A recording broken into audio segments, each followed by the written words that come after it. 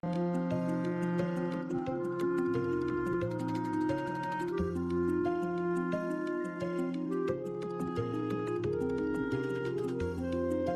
story of the kings and queens of England is more surprising than you might think. It's a fine drama, 1,000 years of tales of lust and betrayal, of heroism and cruelty, of mysteries, murders, tragedies, and triumphs. Oh, you're probably thinking that applies to medieval kings, all right, but this programme's about the modern monarchy, from Victoria to the home life of our own dear Queen, and there's not much of that sort of thing going on here. Oh, really? Keep watching. What, you may wonder, did lust have to do with the matronly Queen Victoria? Well, she was young once, and her husband, Prince Albert, gave his name to more than just a bridge, a concert hall, and a memorial. No other British royal has a body piercing named after him. And we can't show you where the ring goes in a Prince Albert, you'll just have to guess. Kept Victoria happy, 9 children. And this isn't only a collection of royal trivia for the tabloids. We can reveal for the first time on television that the present Queen's grandfather, George V, actually took over the running of the country, secret personal rule, for a few days in 1931. He believed it was the only way to save the country from revolution. Most of the papers relating to this are still hidden. How much do we really know about what goes on? In 1867, Walter Bagehot wrote a book on the British Constitution which said that it had 2 parts, the efficient part and the dignified part. The dignified part was headed by the Queen. It was a piece of theatre whose only purpose was to make people feel loyalty. The actual power was entirely held by the efficient part, which he said was a secret committee called the Cabinet. Everyone believed Bagehot's book. The government encouraged people to believe it. So did the royal family, then and now. Well, they would, wouldn't they? The truth has been rather different. Obviously, when the 18-year-old Victoria came to the throne in 1837, she wasn't in much of a position to try to run the country. She'd had a rather odd upbringing. Her father had been a brother of George IV and William IV, but he died when she was a baby. Mother was a straight-laced German princess who was determined that her daughter should not be part of the disreputable life of the court, or murdered, as her mother thought possible, by one of her terrible uncles who wanted the throne himself. She was brought up in isolation in Kensington Palace, which in those days was rather cut off from London. Her main interest on becoming queen was to finally cut free of her mother, and hopelessly, utterly in love with her first cousin, the 20-year-old younger son of the Duke of Saxe-Coburg-Gotha. He's excessively handsome. Such beautiful eyes. My heart is quite going. He certainly tried hard to look good. That notorious ring piercing, if it did exist, no one can be quite sure, was attached to a chain to assist in smoothing the line of his breeches. They married in 1840. She wasn't hugely popular at the time. Headstrong, willful.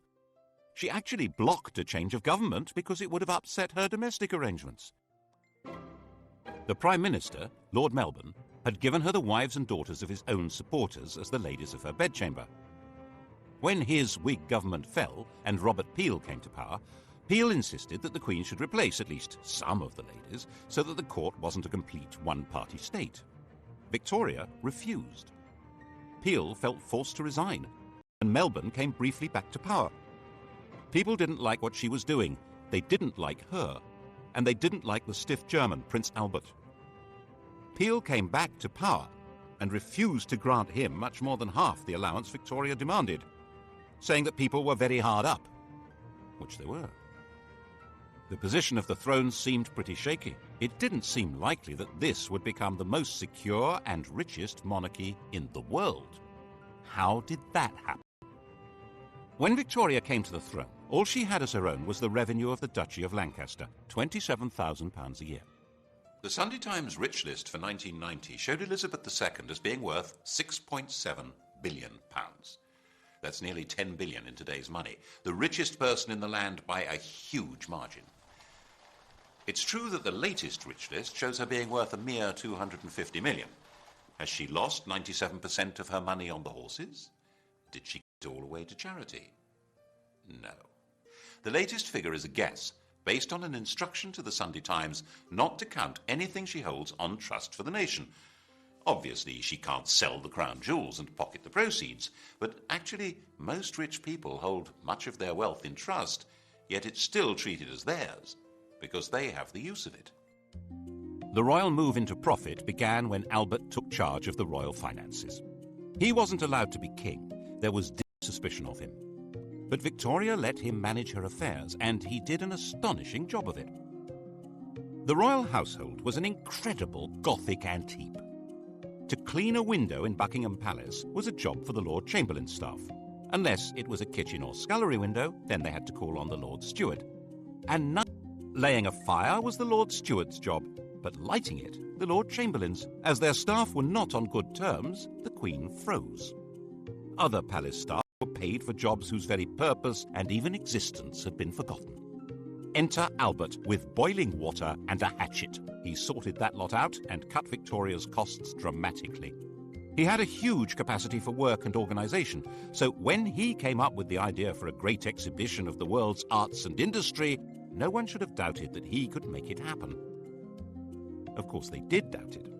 They had no confidence in the exhibition hall, the Crystal Palace, a giant greenhouse erected by a gardener. And when they realised that thousands would congregate there, they thought that it would be a rallying point for revolutionaries. The opening of the Great Exhibition on May 1st, 1851, was a thrilling day for the nation and for Victoria. The royal couple began to be viewed with some enthusiasm, and it was quite understandable that the next year an eccentric miser should leave the Queen £500,000 in his will. Albert's influence in government rose visibly, which of course soon put an end to his popularity. By 1854 it was generally believed that Albert the Foreigner was a traitor in league with Russia, forcing loyal ministers out of office. Crowds gathered round the Tower under the impression that Albert and Victoria had been arrested for treason. That frenzy died down, but at the back of it were two things that were going to be permanent problems. One was that the Queen and the consort must have some role in running the country, but that couldn't be squared with any kind of representative government. And the other was that people were realizing that the monarch was making a profit, and they didn't like it. The solution was to conceal what was really happening under a cloak of secrecy, and that cloak is still in place.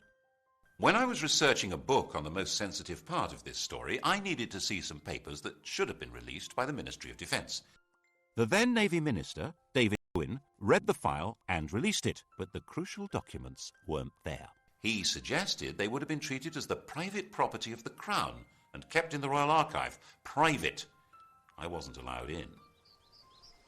Albert's own role was pretty secret. He was in reality acting as King of England, but that was behind the scenes. The title he was eventually given in 1857 was just Prince Consort. He took it very seriously and worked himself to death. His last act as the hidden King of England was at the end of 1861 to stop the Prime Minister from sending an angry dispatch to the American government. If it had been sent, England would probably have been pushed into the American Civil War.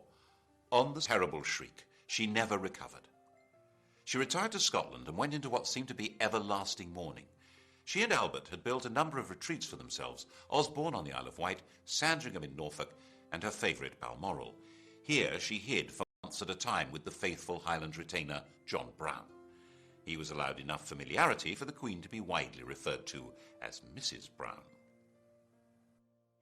Victoria herself could see no reason to take part in public ceremonies like the opening of Parliament. She thought that her hidden role as the head of her government was enough.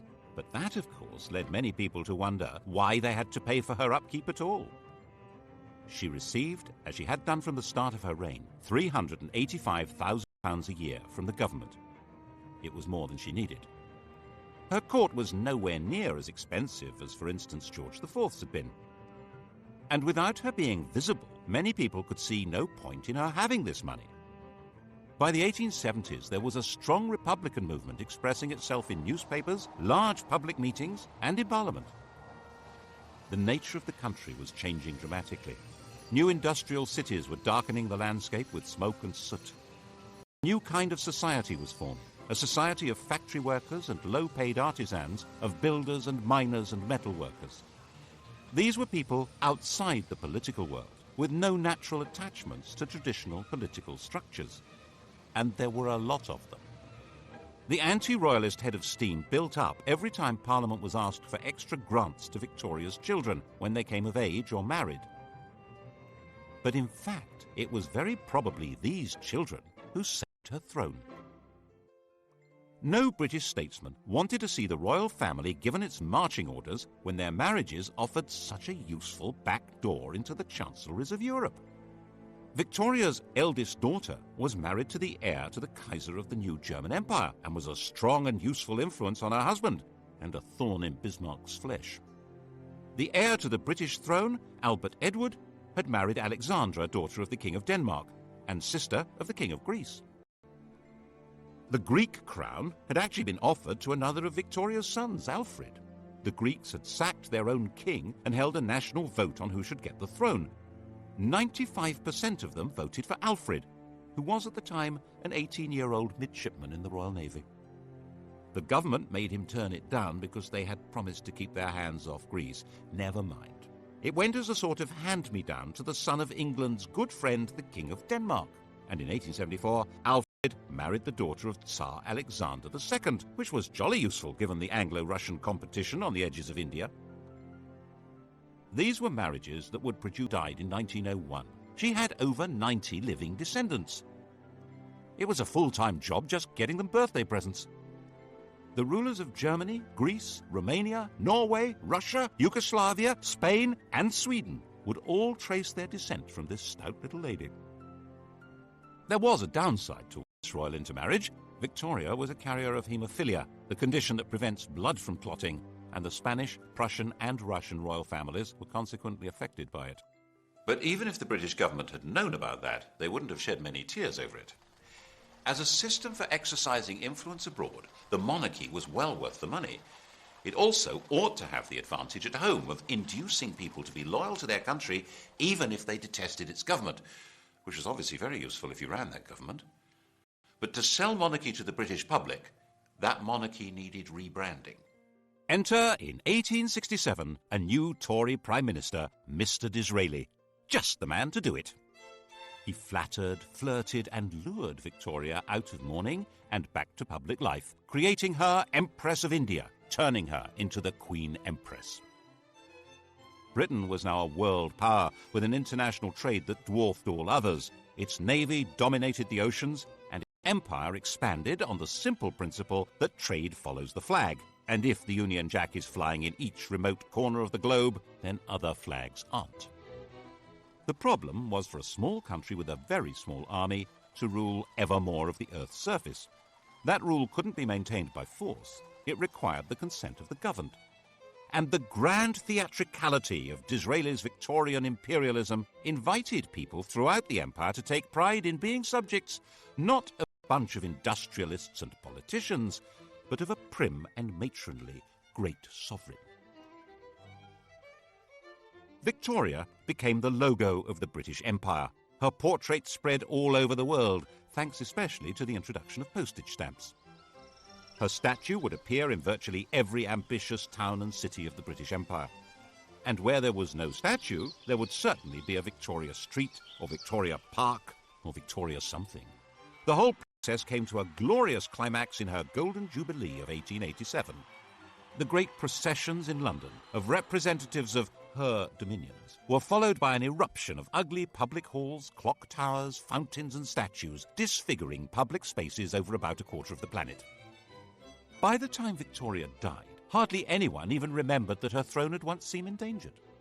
And she'd reigned so long, 64 years, that hardly anyone could even remember any other sovereign.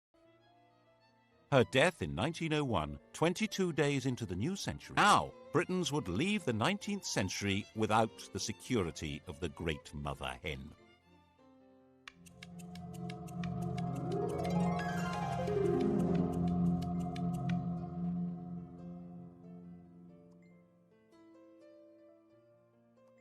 Victoria would cast a long shadow. Elizabeth II, coming to the throne 51 years later, would be the first of her successors who had no personal memory of her. Her oldest son, Albert Edward, the new King Edward VII, was already 59 years old. The funeral of the Queen Empress and Edward's coronation involved a huge invention of traditions and ceremonies. And in this atmosphere, it's not surprising that Edward was granted an annual allowance even greater than Victoria's. A few voices said that it was unnecessary for the king to have as big an income as Andrew Carnegie, the Bill Gates of his day, but no one took much notice. Edward had been given a miserable and oppressive childhood. Victoria had measured him by the impossible yardstick of her hero worship of the perfect man, his father. Naturally, young Bertie had rebelled. Of course, his first visit to a prostitute shocked his parents deeply. It happened to be followed by Albert's fatal illness, which Victoria had inevitably blamed on her wicked son.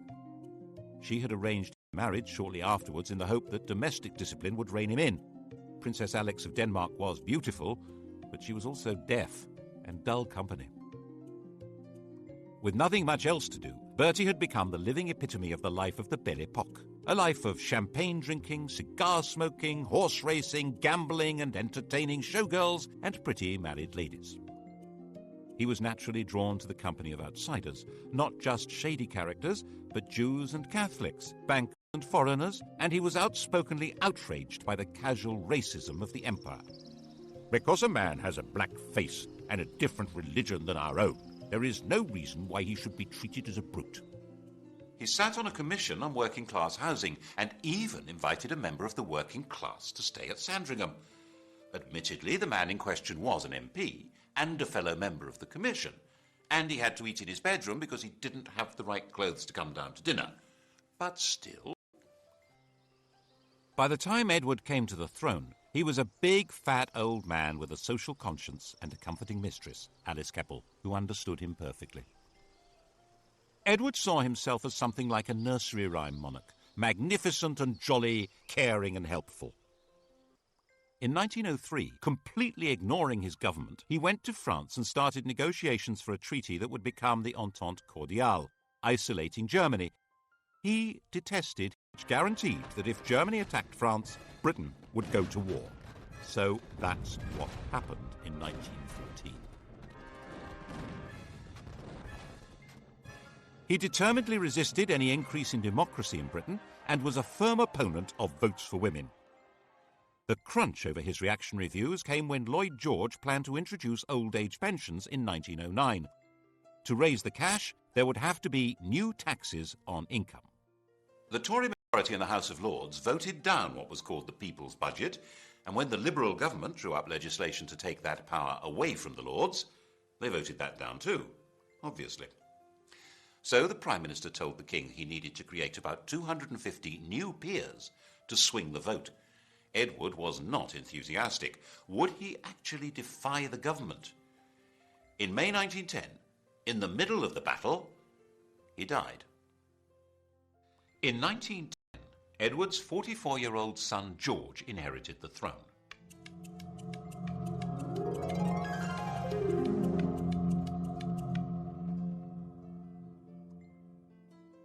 He was the late King's second son. He'd worked as a commander in the Navy, to which he was deeply attached. But in 1892, his elder brother Clarence had died, and he'd unexpectedly become heir. To step into his brother's shoes, he'd left his job and married the woman who'd been betrothed to Clarence, a relative called Princess Mary of Teck. He now inherited a fortune worth around 140 million in today's prices, and a political crisis. As part of the deal with the government to pass the budget and cut the powers of the House of Lords, it was agreed that the Crown could stop paying any income tax. In return, the King would pay for his own trips abroad. The new constitutional deal drew the teeth of the House of Lords. Whatever the elected government in the Commons decided to do, it now could do. The only possible break on its power was now the King, and the question was, of course, whether he would ever exercise it, and what would happen if he tried. At first, the Crown was too weak to try. When war began with Germany in 1914, George was seen, naturally enough, as a German, which he was. He kept a bit quiet about his courtesy titles of Field Marshal General of the Prussian Army and Admiral of the Imperial German Navy. To make himself seem more British and therefore more secure, in July 1917, George felt forced to change his family name from Saxe-Coburg-Gotha to Windsor and stop being a German prince and Duke of Saxony. Revolution was a real danger. Cousin Nicky, the Tsar of Russia, was deposed in February 1917, agreed to it. But King George was terrified of being associated with a man now labelled tyrant by revolutionaries, so he forced the government to withdraw the offer. The Bolsheviks took over Russia in October, and Nicholas and his family were slaughtered.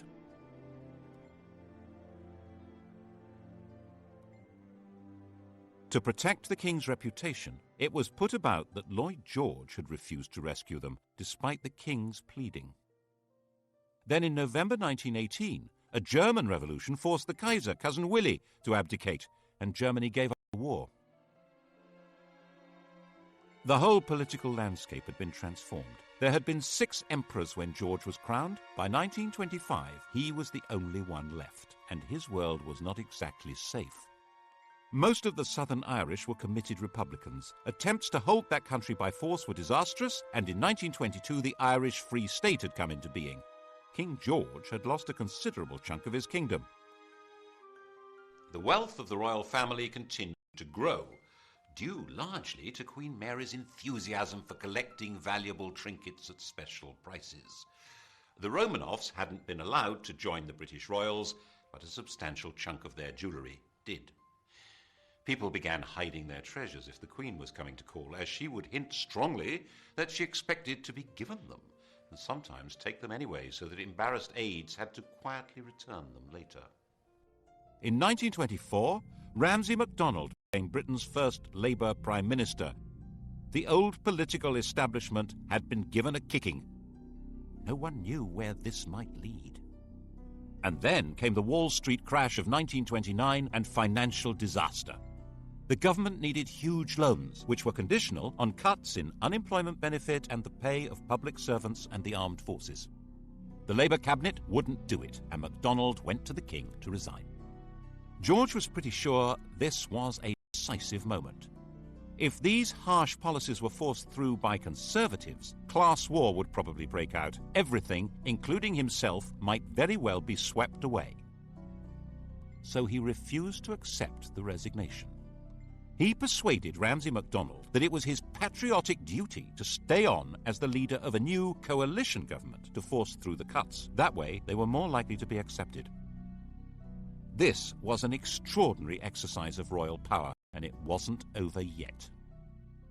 When the cuts were announced in September 1931, the entire Atlantic Fleet went on strike. This was the most powerful military force in the world, and it was gathered at Invergordon. There was total panic in the Admiralty. Mutiny! The intelligence service, all the disaffected, including the police, on the way. The financial markets went into a tailspin, and the Bank of England was forced to stop exchanging pounds for gold, going the gold standard. The Admiralty drew up plans to bombard the mutinous fleet from the land and sink its own ships. And the King decided he had to save the Navy and the country. He knew sailors. They weren't revolutionaries. They just needed to be spoken to in the right way. In complete secrecy, he took control, appointing a retired admiral to deal with the situation. Admiral John Kelly was not appointed by the government or the Admiralty and was instructed not to report to them, but directly to King George. He offered the sailors a deal. If they sailed back to their home ports, the King would see to it that their grievances were taken seriously and they would not be punished. It was a sensible approach, and it worked. But all evidence of the King's role and Kelly's appointment was hidden. We're not supposed to know what power royalty can wield. Of course, the bit about mutineers not being punished was a lie. Once the danger was past, the leaders were identified and quietly removed. The following year, 1932, King George gave the first Christmas radio message. He was now a presence in homes throughout his empire. The empire had changed its form, of course, and in 1931 the Dominions, the white bits of the empire, Canada, Australia and so on, had become legally independent of Westminster. They were the Commonwealth, and the sovereign was its institutional core. As part of his programme to make the monarchy seem British, and so he hoped more secure, he decreed that his children need not marry partners of royal descent. This would indeed transform the position of the monarchy, but not in the way he expected. In 1936, when George was 70 and dying, his doctor, Lord Dawson, decided to ensure that the death would not be reported first in the vulgar evening papers. You've heard of Lord Dawson of Penn. He's killed any number of men, and that's why we sing, "Oh God, save the King," from Bertrand, Lord Dawson of Penn. Lord Dawson met the Times' deadline by giving the King a fatal injection, called a whiz-bang. George was told he would soon be convalescing in Bognor. His last words were, "Bugger Bognor." The Times was told he'd said, "How is the Empire?"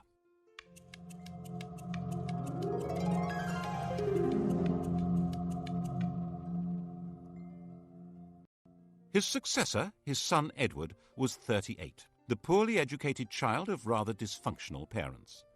The Queen had been completely distant, and King George famously said, "My father was frightened of his father, I was frightened of my father." Edward had escaped by travelling widely, and as the world's most eligible bachelor enjoyed affairs with a number of married women, culminating in the love of his life, the twice-married, elegant American Wallis Simpson.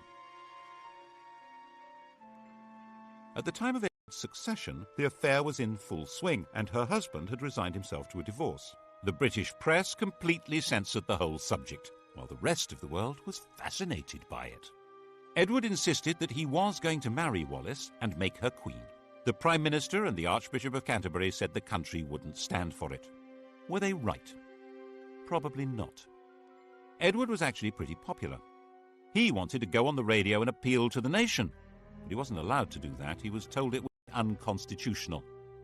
Without a written document, the Constitution is what the government can get away with.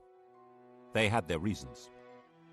These went beyond the court gossip that Wallis was said to be a lesbian, or a man, engaged in a sadomasochistic relationship with Edward. The crucial issue wasn't even that the head of the church shouldn't marry a divorcee, or that secret investigators had reported that Wallis Simpson had 2 other lovers, a car salesman and an Irish peer. The real reason only came to light in 2002. Secret documents show that the FBI told the British government that Wallis had another lover, the German ambassador von Ribbentrop. In fact, the FBI said she was a Nazi agent. That was why the government insisted Edward must give her up to keep the throne. Edward chose love rather than the crown. He abdicated and took Mrs. Simpson to live in France. The coronation went ahead, but with his brother Albert sitting on the throne.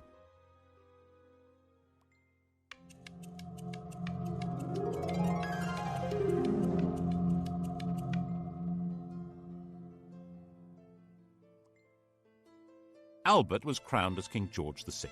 He was 18 months younger than Edward and completely lacked his brother's social grace. He stammered, he was shy, but at least he was safely married to Elizabeth Bowes-Lyon, the daughter of a minor Scottish aristocrat, the first royal to legally marry a commoner since Henry VIII.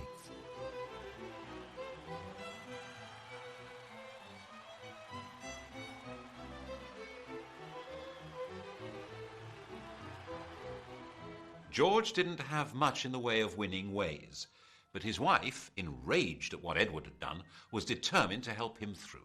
She arranged speech therapy to cure his stutter. But when war with Germany began in 1939, they were not seen as a rallying point for patriotic fervour, especially as they had publicly supported Neville Chamberlain's appeasement of Hitler. George VI and Queen Elizabeth, that's the woman we remember as Elizabeth the Queen Mother, refused to allow themselves any doubt as to the outcome of the Second World War. When Buckingham Palace was bombed, the Queen said she was glad. It meant she could look the East End in the face. At least it meant the royal couple wouldn't be booed anymore when they visited other people's bombed-out homes. Actually, while they spent their days in London, they retreated for the night to Windsor, which was considerably safer. Nevertheless, they did have one really narrow escape. As the war went on, the royal couple became more and more identified with Churchill as the spirit of Britain, dogged in their determination to see Nazism defeated. When the victory celebrations came in 1945, it seemed natural that they should revolve around Buckingham Palace. By the time of his premature death from smoking in 1952, this shy country gentleman and his queen had gone a very long way to restoring the monarchy to its central place in British life. It had vanished virtually everywhere else. There had been 16 monarchies on the continent of Europe when Victoria died. Now there was only Sweden. Monarchs were restored to Belgium, Holland, Norway and Denmark, but as a pale shadow of the old European royalty.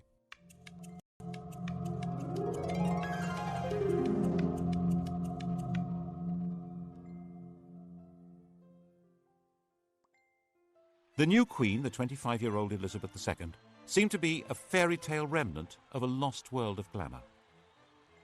Her coronation was a celebration of pageantry itself in a country that was a vast bomb site. 4 houses out of 10 had been damaged or destroyed. It was even shown on the new medium of television, though the Archbishop of Canterbury feared men would watch in pubs without removing their hats. By her side in the coronation coach rode her husband. Like Albert, he would never be crowned. Philip, Duke of Edinburgh, was from the Greek and Danish royal house of Schleswig-Holstein-Sonderburg-Glucksburg. He had no surname. He was given the name of one of the branches of Elizabeth's family, Mountbatten. There was no question of the Queen becoming a modest suburban sovereign like the restored European royals. George's widow was sure her daughter should be regal and grand. Royalty required flunkies and castles and palaces and golden coaches. She herself made do with 6 cars, 3 chauffeurs, 5 chefs, 2 pages, 3 footmen, 2 dressers, and 30 secretaries, maids, treasurers, and housekeepers. And she was absolutely dead set against royalty paying publicity from the governments of the day. In 1947, when Labour came to power, amid all the nationalisations and the class war declarations of "we are the masters now," had come an agreement that the government would take over the cost of running Buckingham Palace. Now the Conservatives said the government would take over the cost of the royal train and royal visits abroad, and freed the Queen from paying tax on property, apart from rates on Sandringham and Balmoral. In Edward Heath's time as Prime Minister, it was officially stated for the first time that the Queen pays no tax. In 1973, she was exempted from the new Companies Bill that could force shareholders to identify themselves even if they hid behind the names of nominees. Her shares are hidden in a company called the Bank of England Nominees, which can only be used by heads of state and is uniquely exempt from disclosure laws. And in 1965, when a Labour government introduced capital gains tax, they declared that the Queen is exempt. Under these arrangements, immense and unknowable riches were built up. She has, for example, 600 works by Leonardo da Vinci. We're told these riches are not really hers because she's not free to sell them. But most of the royal collection is never publicly displayed. Why? Whose interest is being served? It obviously means the monarchy can put on a heck of a show that goes far beyond their demand on the public purse, and they don't need to run the risk of asking us to fund the whole thing from taxes. We each contribute 61 pence a year at the last count. That money, just over £36 million, is not enough to put on the grand regal show which the British monarchy seems to be about. Certainly, for a very long time it was simply not permitted to suggest that the monarchy should be anything less than grand. In 1957, Lord Altrincham wrote an article arguing for a modernised monarchy. He called the court complacent and out of touch, said the Queen was a priggish schoolgirl, and said that the monarchy should not be, as it was, intimately associated with the upper classes. Wow! The Duke of Argyll said that he should be hanged, drawn and quartered, and the BBC immediately dropped him from any questions. In fact, Altrincham had got it wrong. Lavish splendour was just what most of the public wanted from their monarchy. They would have despised a queen on a bicycle. They wanted to be deferential. They probably still do. And there were 20 more years of this kind of thing to come. In 1977, the year of the Queen's Jubilee, the Sex Pistols' anthem God Save the Queen and Her Fascist Regime was banned from being broadcast, even when it outsold all other records. The imperial title had already disappeared in the days of George VI, when India and Pakistan became independent. The empire became the Commonwealth, and of the 58 past and present members of that vague organisation, only 16 have Elizabeth as their head of state, and falling.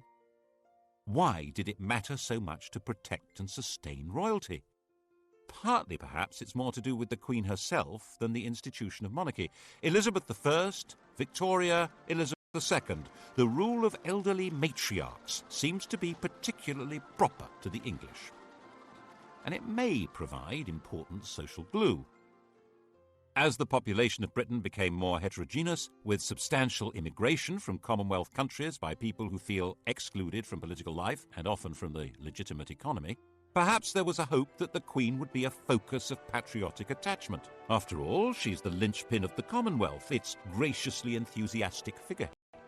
And promoting the image of a glamorous and golden royalty above and outside politics that is synonymous with Britain may be a very useful way of creating legitimacy for a state that might otherwise look rather shabby. The last great moment of this Mrs. Camilla Parker Bowles, Alice Keppel's great-granddaughter. Diana said that on the honeymoon he was more interested in reading 8 books by Laurens van der Post than in her, and he wore Charles Camilla cufflinks. And when she became distressed, she felt strongly that the royal family turned against her. In 1992, it all blew apart in what the Queen called her annus horribilis. Her second son, Andrew, separated from his wife Sarah Ferguson, who was pictured topless being kissed by her financial advisor. Her daughter, Princess Anne, divorced Captain Mark Phillips. Charles and Diana split up, with spectacular accusations being made in the press and on television. And Windsor Castle caught fire. That was when the ground really began to shift. At least when it was explained that the £40 million repair bill would be paid by the public. There was a huge collective breath of, "No, it won't." And so the Queen decided it would be much the wisest thing to offer to pay 70% of the cost. She opened up some of her homes to the public to raise the cash. There was still astonishingly little direct criticism of the Queen. In an age when television and the press have the power to pull down anyone, the Queen and her mother were treated with respect, even devotion. But the rest of the royal family had become fair game and were subjected to a ferocious assault of public humiliation. Why did we support the royal family and all their wealth? Why were we giving them all this money? The press pack was baying at their heels and refund the parliamentary allowances received by other members of the royal family. But things didn't get any better. And the Queen herself began to be criticised in 1997, when Princess Diana was killed in a car crash in Paris. We all remember the shock and horror and the debate about the lack of public reaction by the senior members of the royal family. There was a widespread feeling that at that moment they were not in fact part of the nation. Was the programme started by George V of integrating the monarchy into the life of the nation coming unravelled? Instead of the monarch playing the role of warning and advising the Prime Minister, which is supposed to be her constitutional role, the Prime Minister warned and advised the sovereign to take public action. She had to be seen to grieve, or the monarchy itself might be in danger. And now we wait to see what happens next. The heir to the throne and his mistress are forever tainted with the image of the princess that was publicly destroyed. The Queen is an old lady, with a reign that begins to rival Victoria's in length. Can anyone be certain that the country would accept her son as king? There's always been a bargain at the heart of monarchy in this country. The monarch has always been dependent on the people. That bargain has been the key to survival. It began when William the Conqueror realized that he and his friends couldn't actually run a country where they didn't speak the language, or know the laws, traditions, or even the geography. It was restated in a series of crises in which monarchs who tried to rule without consent were simply dumped. Matilda, Jane Grey, Richard Cromwell, James II. And to give that consent, people need to feel that the sovereign is entitled to be there and respects laws even though no court can enforce them. Laws which today probably include having to pay tax. Partly, of course, the institution is sustained by the character of the Queen herself. Faced with enormous pressures and a job from which there is no possibility of rest, she has retained a calm resilience and exquisite constitutional carefulness which guarantees her a respectful place in history. Then what? The British monarchy is certainly a great addition to the gaiety of nations. Partly as a soap opera, partly as a walking, talking anachronism that makes other heads of state visibly uneasy. But it does come at a price. And whether the price is too high for the continued survival of this most extraordinary form of government, well, that, of course, will be the surprise ending.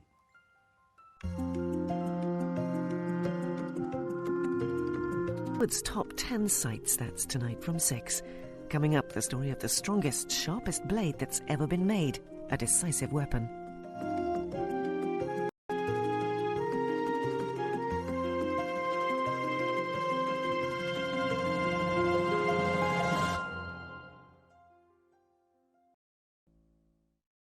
Lord Melbourne had given her the wives and daughters of his own supporters as the ladies of her bedchamber.